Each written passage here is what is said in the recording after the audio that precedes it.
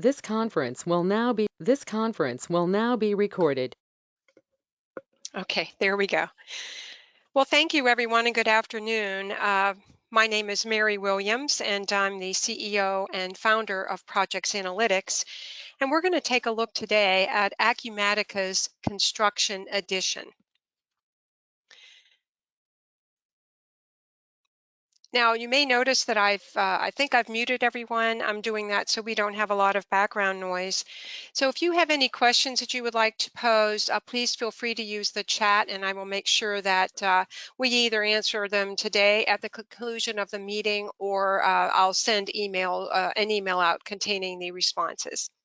So again, thank you very much. As I indicated, my name is Mary Williams. I am the CEO of Projects Analytics, and we are an Acumatica partner. So today's agenda is going to include some brief introductions of both Projects Analytics and Acumatica.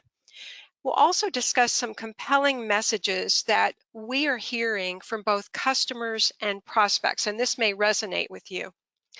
We'll review some reasons why customers actually choose Acumatica Construction Edition, and then we'll take a look at the actual product demonstration. So a little bit about Projects Analytics. Since 1985, we have focused on assisting construction firms to implement construction accounting, project management, and project scheduling solutions to help you increase profitability, reduce claims and litigation, and hopefully avoid liquidated damage charges, all of which, as we all know, erode the profitability of our projects. So in addition to partnering with Acumatica, we are also partners with Oracle Primavera and ElecoSoft Power Project. So some of the compelling messages that we are hearing from both customers and prospects, and this is probably one of the most common ones, is that COVID-19 is requiring us to support and empower a remote workforce. And the traditional on-premise systems just really aren't up to the task. Many companies are investing in many other cloud applications, such as Salesforce, DocuSign, and products such as Procore and ProEst in the construction industry. And they expect or want to have those applications integrated with their ERP. Many companies indicate they need better visibility across their entire business system and be able to access all of their business data in one unified solution. In other words, they want to reduce the information silos they're currently presented with, which always entail additional errors, mistakes, and redundant data entry, all of which are costly. Many companies are also interested in extending their business system not only to all of the employees in their company, but also to customers, vendors, and external partners. So the ability with Acumatica to extend the business system to all of those various parties. And then possibly the most significant item is at the bottom, where most people can't afford, if they want to extend their business system to all of those various parties and individuals, it becomes extremely expensive if the pricing is based on a per use license. So we'll see as we go through this, Acumatica is not based on a per use license, so it helps make it a lot more affordable. So who is Acumatica? Well, Acumatica is a cloud ERP, and it's built specifically for mobile and telework scenarios. And it also is easily integrated with other collaboration tools. So as I indicated, there are actually existing integrations with products such as Procore and ProEst. Acumatica delivers flexibility, efficiency, and continuity of operations to all growing organizations. And Acumatica has been delivering these options for over 10 years. And from its very inception, it was built for the cloud versus being an on-premise system, a legacy on-premise system that's been adapted to run on the cloud. And some of you may actually be running those types of systems. But Because it was built for the cloud from the ground up, it enables companies to easily integrate the system with other business systems and hopefully become more efficient and profitable. So here we can see a slide that discusses Acumatica in the eyes of customers and analysts, and I'm certainly not going to go over every one of these. I'm going to focus on two. The very first one up at the top left, where Acumatica was ranked as a leader in usability in the ERP Technology Value Matrix, which was conducted by Nucleus Research. And some of you may have heard of Gartner, that's down here at the bottom right. They rated Acumatica as highest in customer satisfaction for cloud applications. And one of the things that they cited is Acumatica's built-in user guide and open university training to enable users to self-learn as their roles and requirements evolve. And so that makes it easier to implement Acumatica and to keep your users trained. And many customer references cited in these rankings also noted that Acumatica is simple to use and reduces overall clicks through the various streamlined workflows that are included. So why do customers choose Acumatica? Well, here we can see a slide with some comments from various customers, but I think the one down at the bottom that could be very relevant, particularly in the construction industry, is mobility, the ability to connect anytime, anywhere, using any device. And that's particularly important in construction, where your various project team members work remotely at job sites or they travel between job sites. And this helps everyone stay connected no matter where they are. So again, some of the reasons people select Acumatica: access anytime, anywhere, on any device. and including a mobile device, which I will actually demonstrate towards the end of the presentation.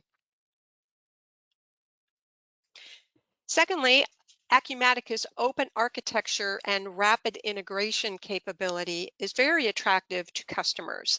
And you can see some of the best of breed applications listed here that already have integrations with Acumatica. Some of you may have a product like Procore or ProEst, or you may want to use DocuSign to get your various documents, contracts approved. So these are already built-in integrations. So in addition to the access anytime, anywhere, you can choose between your deployment options. And the options are: I want to use the Acumatica public cloud, or if business conditions require it, you can use a private cloud and continue to use perhaps your existing hosting or cloud provider. So you can do it either way. And if you make it one choice at the beginning, you can switch without any penalty. Now, perhaps one of the most exciting things about Acumatica as it relates to the pricing is that it's not based on per user fees. And so that lets you extend the software for all employees to access, not just a few who have the license. It also allows you and encourages you to extend the system to key partners such as customers and vendors, maybe subcontractors. You want to give them the ability to log in and view certain types of information. So hopefully this helps remove some of the business bottlenecks and improve results. But the key item here is that because it's based on consumption of the IT infrastructure, it scales as your business grows, and it can flex with the various seasonal requirements. Now, Acumatica's Construction Edition obviously includes construction financials, job cost accounting, project management, and it's all included on a modern and mobile platform in one cohesive solution. So again, you're eliminating all of those information silos. So customers realize value out of the box from day one with Acumatica's role-based dashboards and menus and industry standard reports. It also includes KPIs and metrics that help you to monitor your business performance using your own defined thresholds. And what we'll see when we get into the product demonstration, users can easily configure their system, their dashboards and menus without requiring any IT intervention. It's really straightforward. And of course, Acumatica also includes the capability for multi-factor authentication to ensure robust security and keep your data safe. And it reduces the time for implementation with the free training using Acumatica Open University. So Acumatica's project management module then includes product items such as your RFIs, project issues, drawing logs. All of these things are events and documents associated with your project. And these documents or these record types provide a vehicle for you to keep everyone accountable so that you can deliver your projects on time and within budget and reduce the chance of claims and litigation. If you do find yourself in a claim situation, you'll have all of your information or documentation in one spot to support your positions. Now here we can see a smattering of Acumatica's construction clients across all of the various construction disciplines. So I'll let you just kind of take a look at that for a second, and then we will move on to the product demonstration. So let's do that. I'm going to go ahead and switch to my Acumatica machine. And I am using Chrome, and I'm just going to come up to Acumatica login, and I'll type in my password or my username and password. And while I'm doing this, I'd like to mention that when you are logging in, you can utilize two-factor authentication, which would provide an extra layer of security to prevent someone from logging in, even if they have your password. And you're probably familiar with that in some of the other applications you work with, but in this scenario, users would be required to provide two distinct forms of identification in order to access Acumatica. So that enables you to be confident that your data is safe and secure. But when we log in, we're presented with a dashboard. Users can take advantage of these pre-configured dashboards, enabling them to be productive from day one and help you realize value sooner. And users can easily personalize these dashboards, which I'll show you in a minute, as well as the workspaces, which are over here on the left. So Acumatica's architecture is set up to effectively help you to customize this yourself without any external intervention. Acumatica is also scalable, so it facilitates any growth and expansion of your company, and it also includes multi-company and multi-currency functionality, enabling you to run all of your businesses in one system. Now up here at the right, you can see I am logged in as the admin user, which means I have access to everything the system has to offer.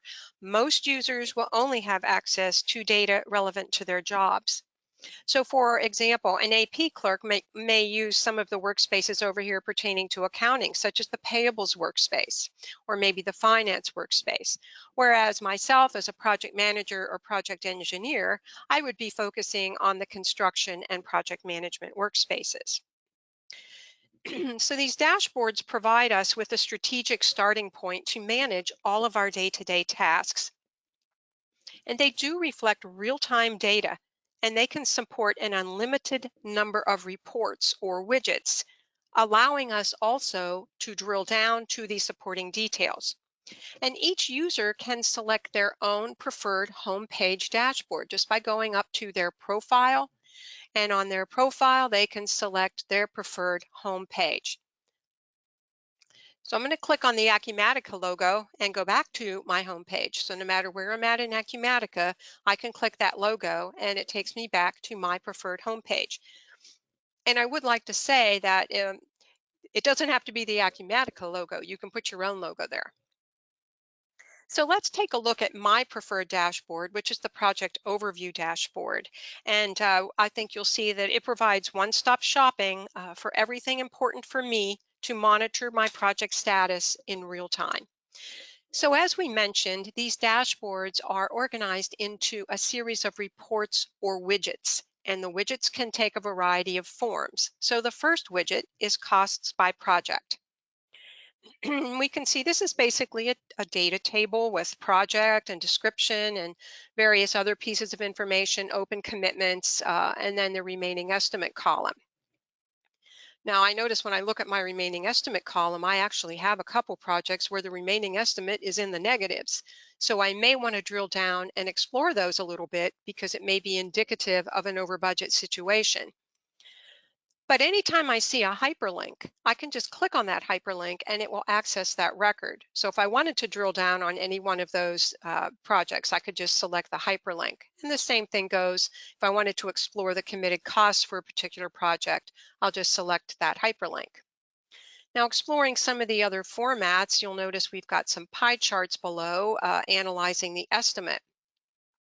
So we can see original estimate by project, revised estimate by project. And it's probably obvious to you, but each piece of the pie represents a project. And if I wanted to drill down to that project, I would just select that piece of the pie and I could easily drill down and look at the details. Over to the right, another way to look at the remaining estimate. Here we can see all of our projects, whether they're construction projects or not. And again, I'd probably want to focus on these in the negative, and I can just select the bar and drill down to those. Estimated profit percent by project, same thing goes. I would probably want to take a look down the road here and see some of these lower estimated profit percents. And I can click on the bar to access that project and maybe explore whether or not I can impact the final result. Now, the widgets can also be embedded web pages. So here we can see the job site camera. So I can zoom in and zoom out and really monitor job site activities. And we can have multiple job site cameras depending on the projects that you're responsible for. Scrolling down, one of my widgets I actually customized. It's called Problem Construction Projects, and there's two projects here. And basically what I've done there is I've created a filter to show me only those projects where the estimated gross profit is less than 20%. So the point of that is you can use these widgets to manage by exception without having to print voluminous reports or anything. You can just put a filter on the widget and move on from there. And I'll show that to you in a minute. Moving down, we can track our construction contract status, gross profit by project. Here we can see a change order log. And again, I can click on any hyperlink to view that.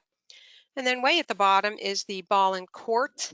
This is showing me all of my RFIs, the project that they're for. Here's the actual RFI number, who owns it, and then various other items.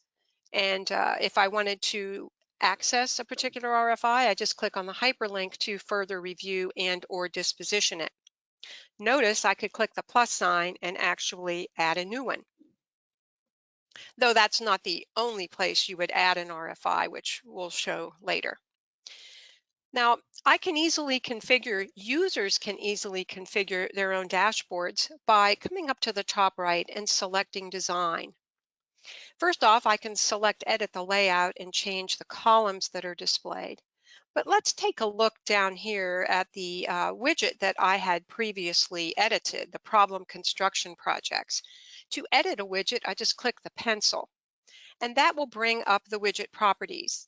And you can see that you can access filter settings, and you can see the very easy filter parameters that I was able to enter here. Additionally, I can change the columns that are displayed, particularly if it's a data widget, and I relabeled it to be problem construction projects. So the point of that just lets me customize these based on my needs so I can manage by exception. Now, scrolling down just a tad bit, I can move widgets very easily just by grabbing the header. I can delete them by using the trash can, and I can add new widgets. You can have unlimited widgets, and a widget can be any one of these types, such as charts, data tables, embedded pages, scorecard, trend card, KPIs. So you can add widgets using any one of those formats. And when I'm done editing, I just click design and now I'm back to just viewing my dashboard. So hopefully it was pretty obvious to you that it's pretty straightforward to customize your dashboard, and I didn't need to call anyone in IT or any support people to help me do that. So this is just one of the role-based dashboards available from day one. And of course, you could create new ones. But let's just take a look at one more. I'm going to go over to my workspaces over here on the left and select dashboards. And here I can see more dashboards basically by business discipline. Let's look at finance controller.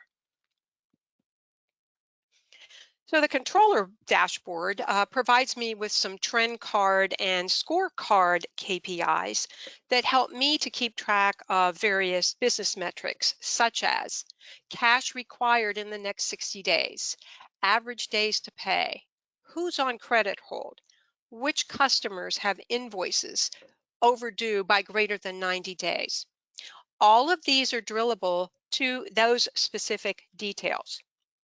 Now notice the scorecards are colored, and you probably concluded this, but they reflect my company's acceptable thresholds. So it allows me to quickly access those items that require attention or disposition without navigating through various menus and reports. And then additionally, we can always monitor our cash flow position, and we can drill down on any one of these points. And then below there is a widget allowing us to view the top overdue customer balances so that we can drill down and hopefully collect our cash sooner. So the controller dashboard then makes it easy for controllers and accounting folks, even CEOs, to stay informed about each customer and manage by exception. Now I'm going to go back up to the Acumatica logo and reset this so that I'm now back on my project overview dashboard. So that kind of covers dashboards, at least to begin with. Let's talk about these role-based workspaces over here on the left. So users can utilize these to access all of the modules pertaining to their jobs. And as the admin user, as I mentioned earlier, I have access to all of these items. But if I were the AP clerk, I would only have access probably to the payables workspace. So here I can see the various menu items and reports and things that would be pertinent to an accounts payable clerk. Now, my preferred workspace where I do a lot of work is the project management workspace. And here I can view menu tiles up at the top, and those are typically used for your most commonly performed operations. And you then have menu items for all of the rest. Now notice in the middle, I can show all, which would show all menu options or show less, depending on what my needs were on that particular day. So it enables me to have access to all of the important items I need to work on. Now, just like users can customize their dashboard, they can also personalize their workspace. So if I come down at the very bottom left, you'll see these three dots. I can actually edit my workspace. I can add more menu items. I can add more of these tiles, and I can check the box to add those particular items to my quick menu. I'm going to exit menu editing. So my workspace then, it's designed to help me focus on the specific tasks I'm responsible for. Now to access any one of these items, I can just select the hyperlink. So for example, if I want to review my RFI log, I can just click on the hyperlink and here's my RFI log. I'm going to go back to the workspace. I can also hover over an item and click New. But notice I also have a menu tile up here to click New. And as I indicated earlier, there's many other places where you can initiate an RFI. Notice that some of my menu items have a yellow star. That means that they've been added to my favorites, which is up here on the workspaces. How do I add it to a workspace? I hover over an item and click the gray star. And then now that will be in my favorites. So I usually like to use my favorites to perform my most commonly performed tasks, such as entering RFIs or dispositioning issues. So here they are. So instead of I can have everything here regardless of the workspace it's coming from. So it helps me to go directly to those items that I need to use most frequently. So all users can take advantage of this type of a tool across all workspaces to be as efficient as possible and not require any assistance. Hopefully that's sinking in. Okay, I'm going to go back up to my logo, and I'd like to discuss another productivity tool included with Acumatica, and it's to the right of the logo. It's Universal Search. So the whole point of universal search is it makes it easy to quickly access or locate various types of records. So if I'm a controller and I'm getting ready to process my year end, I might need to bone up, so to speak, on 1099s. So when I type that in there, notice I've got 4 different types of information that could be displayed, starting with menu items. So here's all the menu items pertinent to processing 1099s. And if I go to transactions and profiles, I can see any transaction or master record that has the numbers 1099. And I can go to help topics to help me learn how I should process 1099s. And then, of course, you've got files if you have any external files that you need to review. But as a project manager, let's say I need to access a particular RFI because I need to disposition it or something of that nature. Oh, I didn't put the number there, sorry. So RFI number 4, I get some type of notification via email that we need to disposition RFI number 4. Well, there's no menu items that have those IDs, but if I go to transactions and profiles, I can actually see and retrieve that record directly from the search. I could view any help topics associated with it to help me do that, and I can view any files that may have been attached or uploaded associated with that RFI. And again, I can drill down from any of these areas. Now I'm going to clear the search, go back to my dashboard.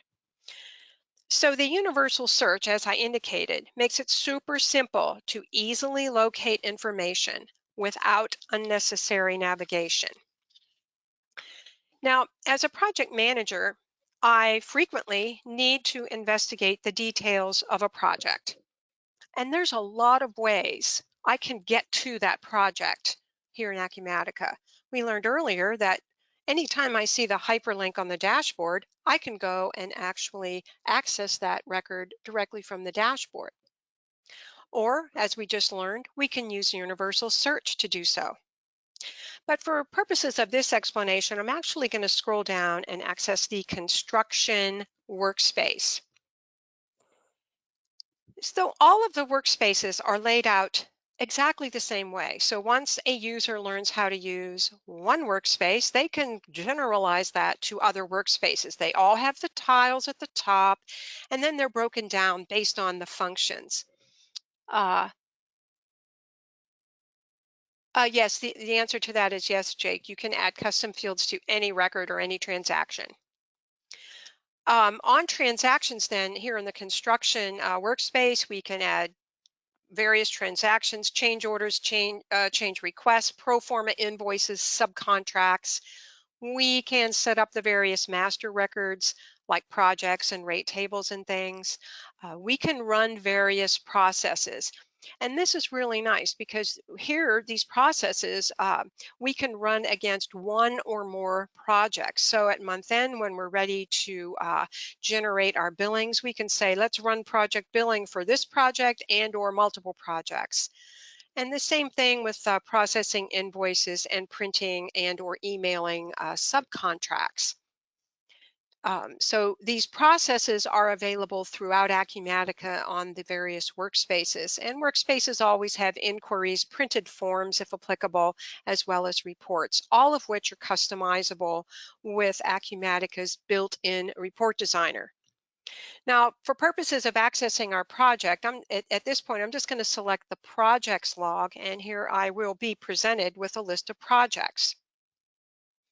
notice up at the top that I can select these different tabs, and it's basically displaying the projects based on their status.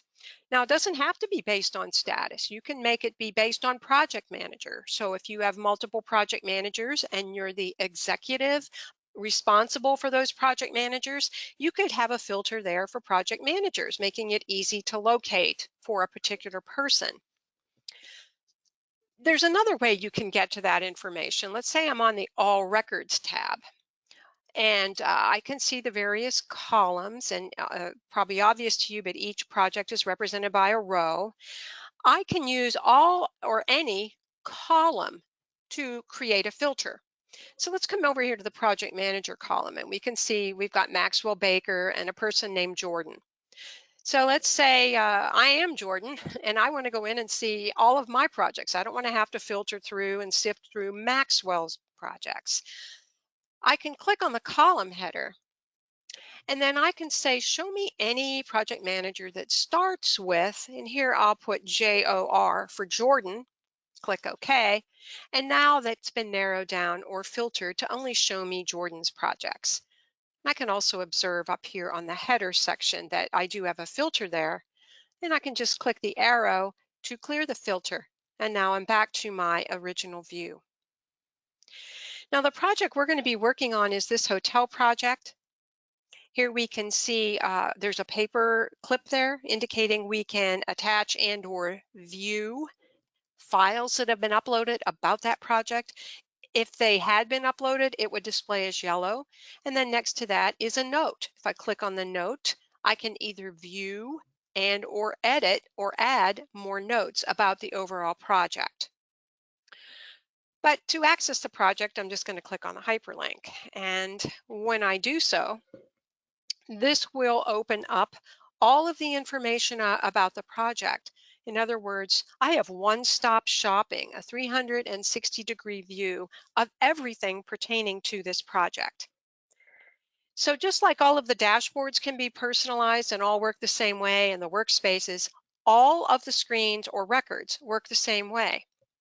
They are normally divided into a header section, which provides summary information about that record, and then detail sections. So down below here, we can see the details associated with every project. All windows also have the ability to add notes, and if I click Files, I can view any files that had been uploaded at the project level, and or I can drag and drop a file onto there or upload from various different methods. Notice when I'm in the project, I can run project billing for just this project and or create change requests and change orders. And remember that not only could we do that individually for this project, but we could do that directly from the construction workspace as well. Also can review inquiries and reports specific to this project. But on the header section, I've got my report, I've got the customer, I've got the template from which this project is created.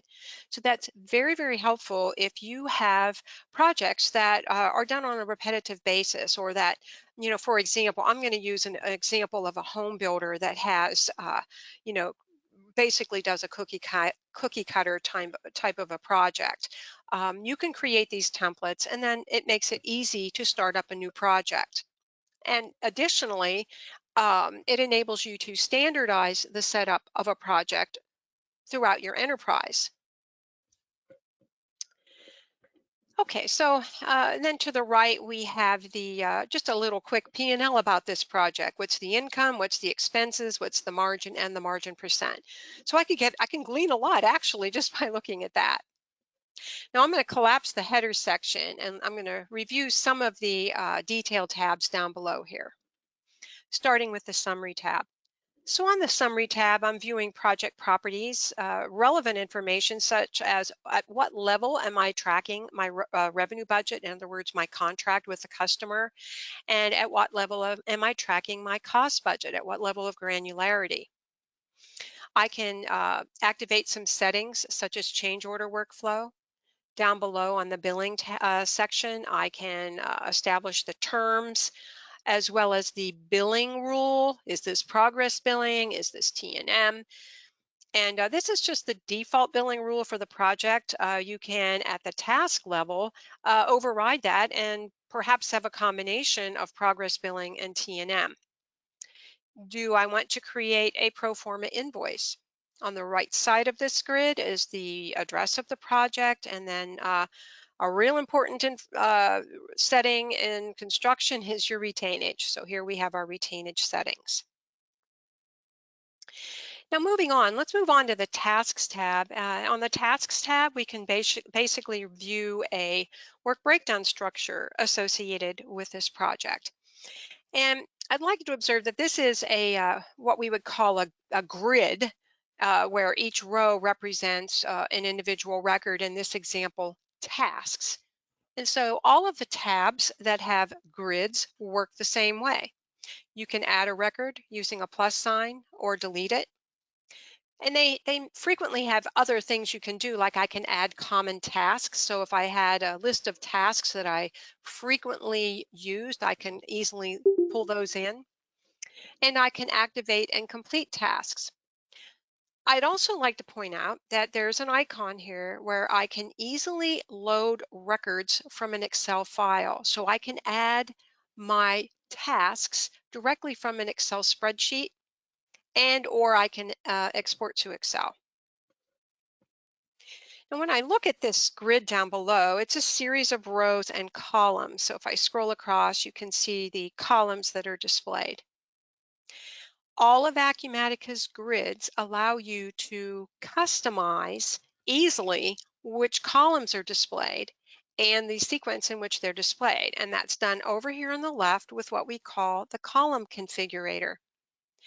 On the left are the available columns to be displayed. On the right are those already there, and you can use the up-down arrows to move the position.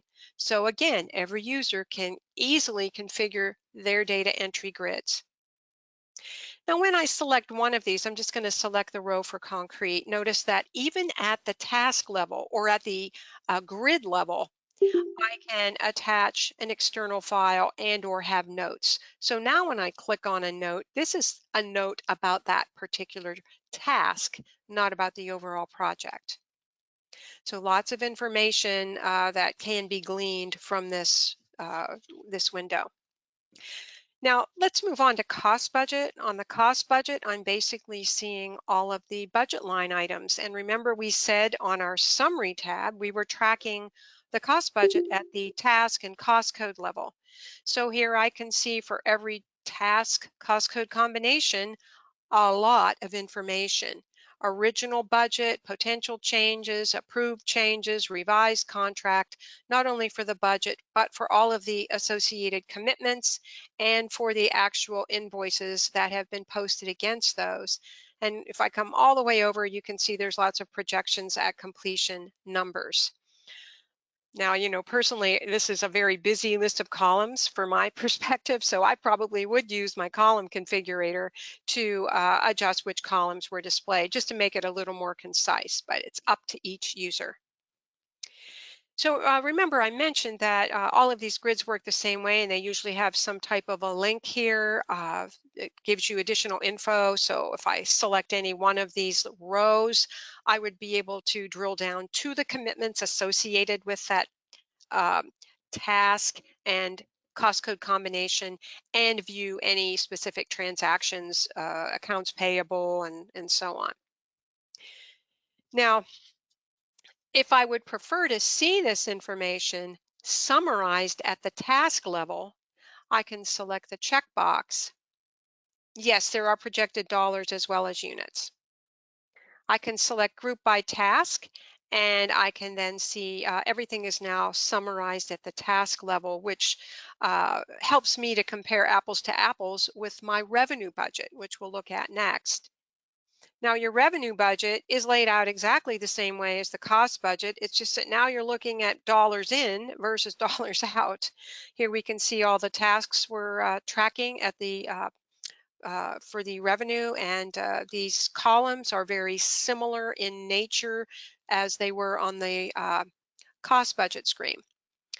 Now, notice that there is a column here for percent complete.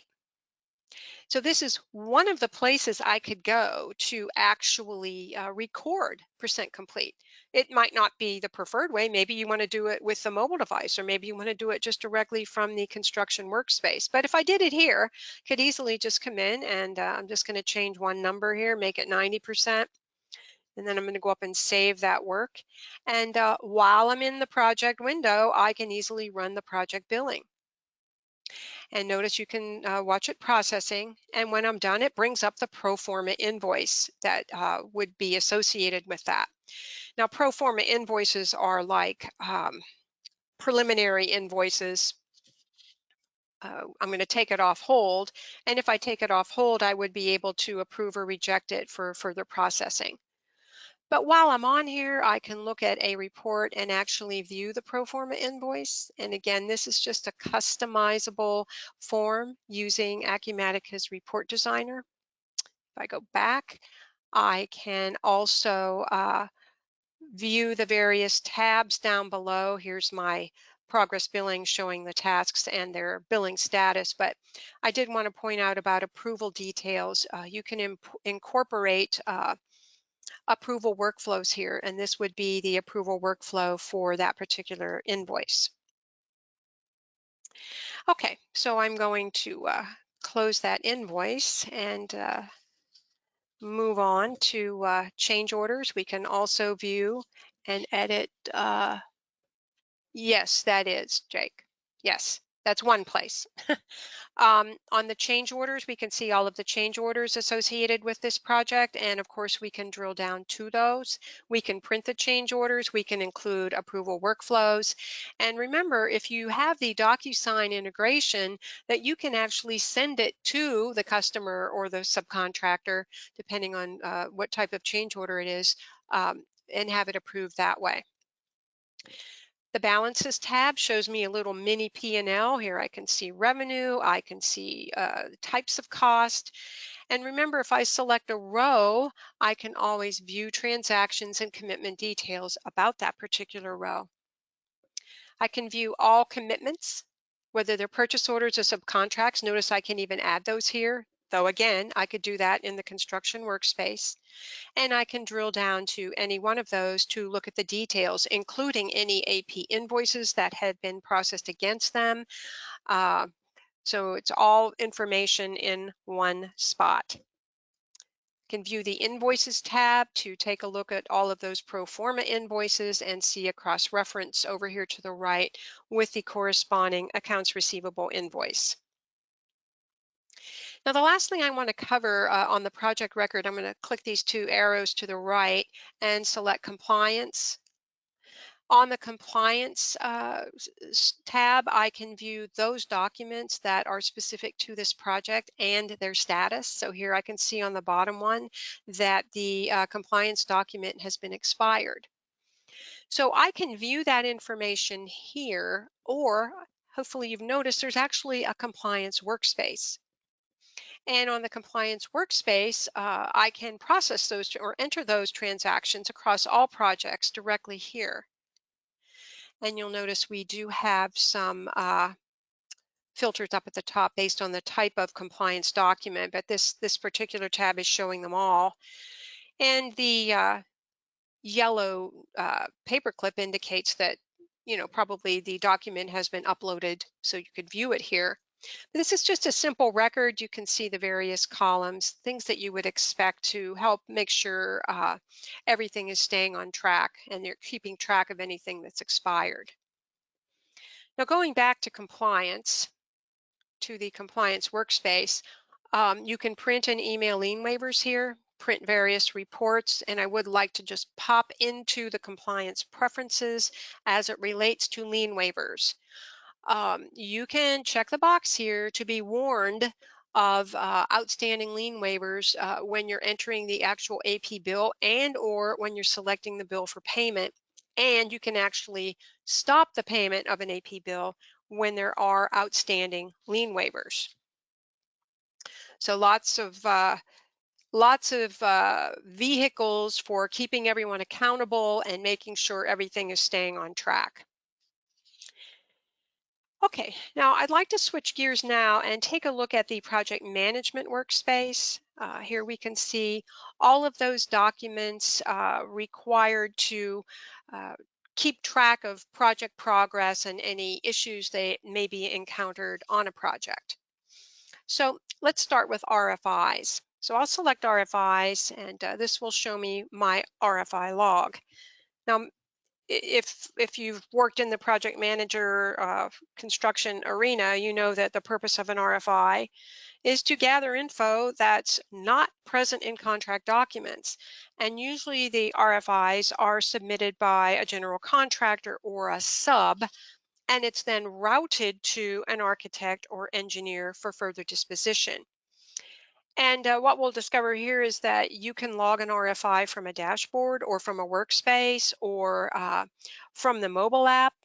Um, Also, if you have the Outlook add-in, you can actually create an RFI while you're looking at an email pertaining to the RFI.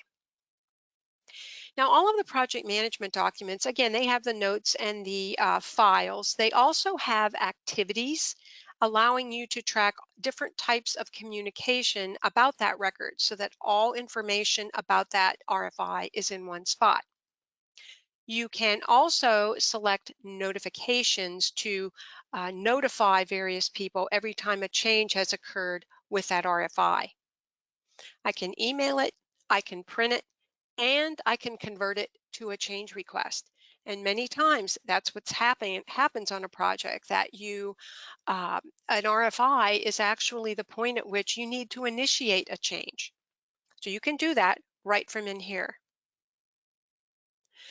But basically, the RFI record is relatively simple. On the Details tab, I pose a question and I get the answer.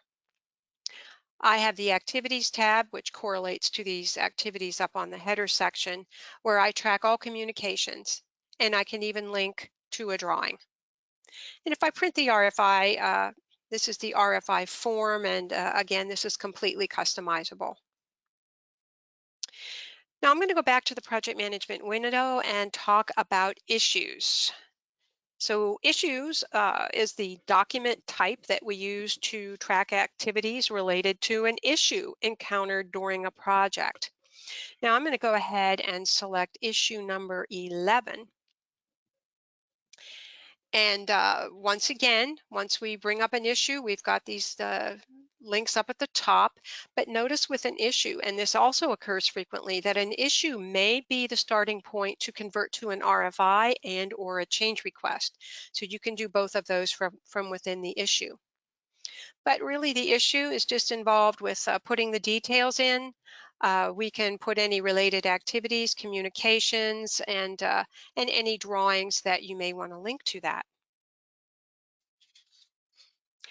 Drawing logs. So drawing logs are enable you to track plans and revisions and communicate that information to relevant project team members. So I will select drawing number 1.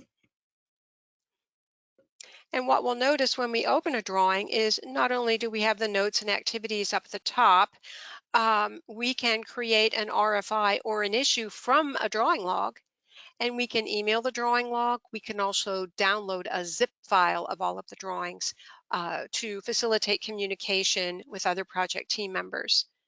And then you can create a new revision. But what we're looking at down here on the drawings tab, here are the drawings, and I could click on that link to open it up, any activities or communications, and then any revisions associated with it. So again, it's a vehicle for tracking an initial drawing and any subsequent revisions, and keeping track of their approvals.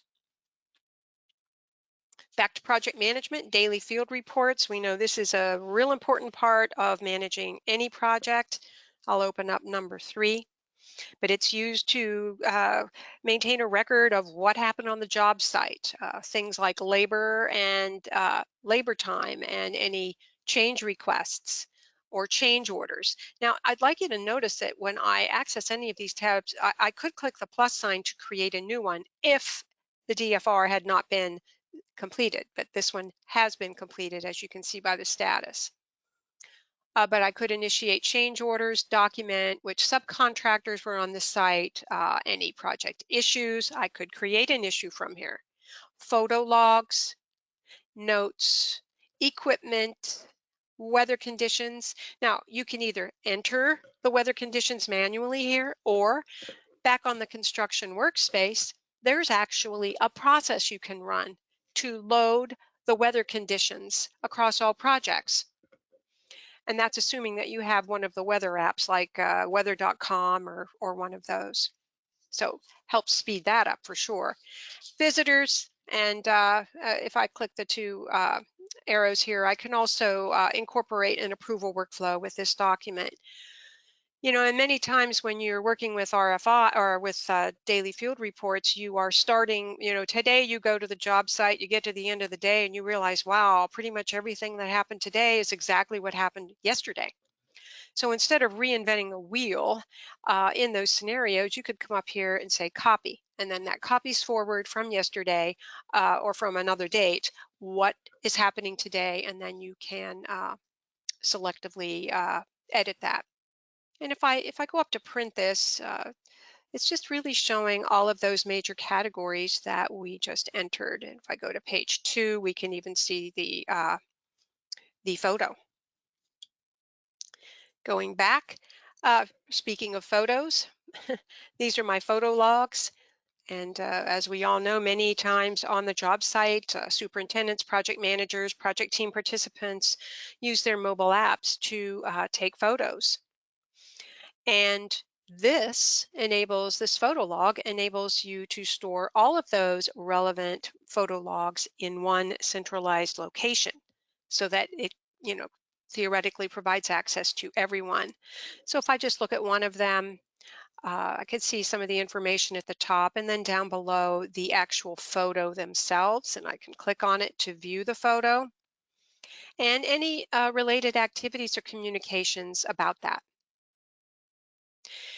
The last record I'd like to talk about are submittals, and obviously submittals are things that we have to route through for approval by an architect or engineer. They may be shop drawings, material data, samples, product data. And you need to keep track of that and make sure all of the relevant approval steps are being covered. So if I just take a look at this first one, you can see that you can send an email, open an email, create a revision to an email, print it, um, and then you have your relevant header information. Notice the ball and court person. That all ties in. The ball and court ties into the submittal workflow, which I'll show you in a sec. But here's a description of the submittal. Here are the relevant people who will be approving this, and then you can see the days and you know, when it's due and when it was sent, that relevant information. So as the submittal process goes from one approver to the next, that person will then become the ball and court person. And again, helping everybody stay on track so this project keeps progressing. Now I'm going to go back to my Acumatica. Oops, sorry, I dropped my phone. Back to the major dashboard. And I would like to just briefly cover the Acumatica's mobile app. So I'm going to open up a different dashboard, and it will be the construction project manager dashboard. And this has, you know, lots of important information here. But the one I really want to point out, notice I do have a weather app here, are the project issues. So as we said, you could add a project issue here, or you can do it from the mobile app. So I am going to just stop sharing for a second so I can access my mobile app. 1 second, please.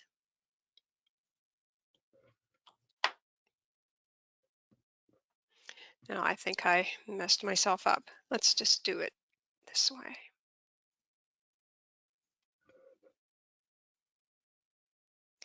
Okay, so I'm going to start my Acumatica mobile app. And it takes a second, so just bear with me here. And the reason it takes a second is I do use a tool called screen mirroring, and that will theoretically pull up my note cell phone. So you should now be looking at my cell phone, and I'll select the Acumatica app. So just like you can have multi-factor authentication logging into the browser system, you can do so here with the mobile app. You can also use sound or voice recognition and or touch enabled. But when I get in here, I really have the same functions I can do in my browser system. Now, because I'm admin, I have all of this information available to me. I'm just going to focus on the ones related to the construction. Here are the approvals. So any approvals I need to keep on track, I can select those and disposition them. If I scroll down a tad bit more, you'll notice that I have projects. So if I click on projects, I can access any of the projects that I'm responsible for. I can look at daily field reports or initiate a daily field report. So if you look at the bottom right corner of the mobile phone, you'll see there's a plus sign. That's my clue. I can add a new one. Um, Photo logs, RFIs. I can even put my dashboard on here. But I'm going to, since we're sort of getting close to the end here, I want to go to project issues, and I'm going to create a new project issue. So I'll use the plus sign, and I will give it a name such as site damage, and pick the project that this is related to. I'll use my hotel project and the issue type. And these can all be customizable. I'll say accident, the class, field report, and I have other things I can do as well. I can record a schedule impact and or a cost impact, and I can go to description and type in a lengthier, nothing goes fast when you're trying to be, okay. I'll put site damage, and I'm done. And then I'm going to save it. And I'd like you to observe that it did assign a issue number of number 21. And the last thing I'm going to do here is if you look at the bottom left corner, it says files. So if I click on files, I can either add a file or take a photo. So I'm just going to take a quick photo of my mouse. And then say I'm done. And then I'm going to go ahead and exit and close out of that. And then I'm going to go back into Acumatica. So once I'm back in Acumatica, remember the project issues?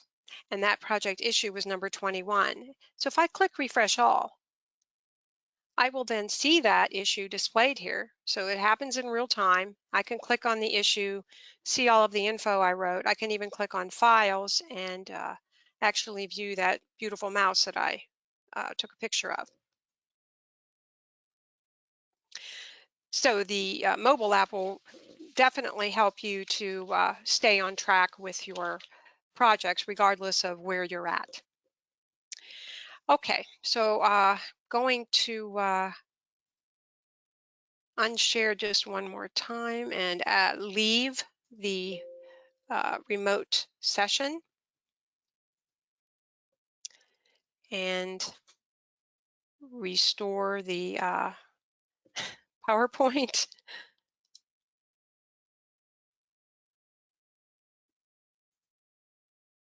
Okay.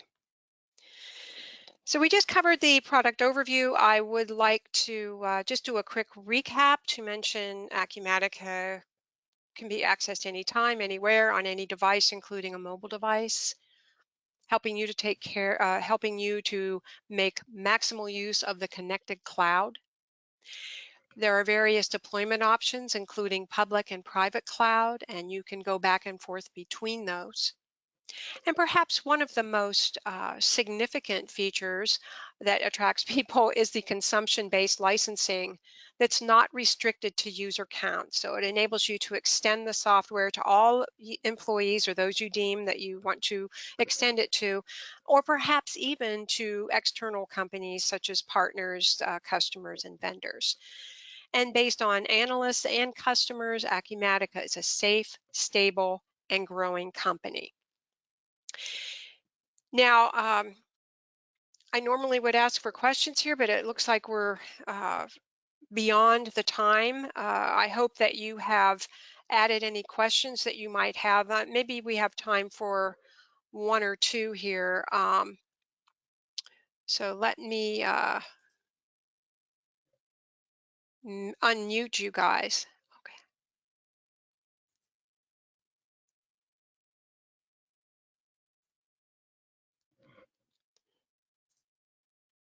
Okay. Okay. Now I will unmute you. Okay. Okay. Mary, So, yes. Yeah. yeah, so how does the pricing work? I know you talked about it a little bit at the beginning. Yeah. Um, It's consumption based, and so it's really, I can't just say, oh, and a license is $2,000 or something right. like that.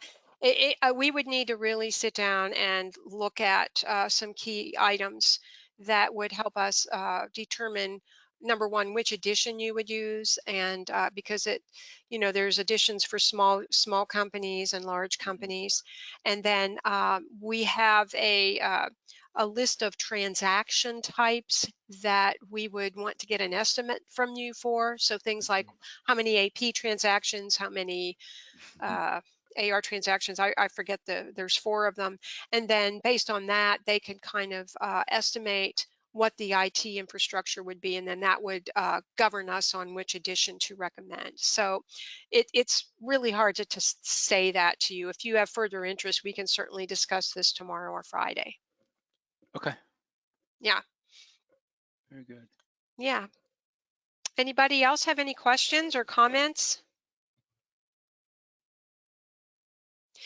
Okay, well, I would really like to thank you all for sitting in. Hopefully, this was helpful to you and helped you get a better picture of Acumatica. I do see that there are four chats. Let me just double check that. Okay, these are Jake's questions. Okay, um, I think I answered those mostly as we went. But I will be following up with each of you tomorrow and Friday to see if you have any additional questions and further interest in this. And please feel free to reach out to me if you want to speak prior to that. You all have my email. Hopefully that you got the Grubhub instructions, and that includes my cell phone on there. Feel free to call that. So again, thank you very much for your time today. I really appreciate it, and I hope you all have a great rest of the afternoon. Thank you.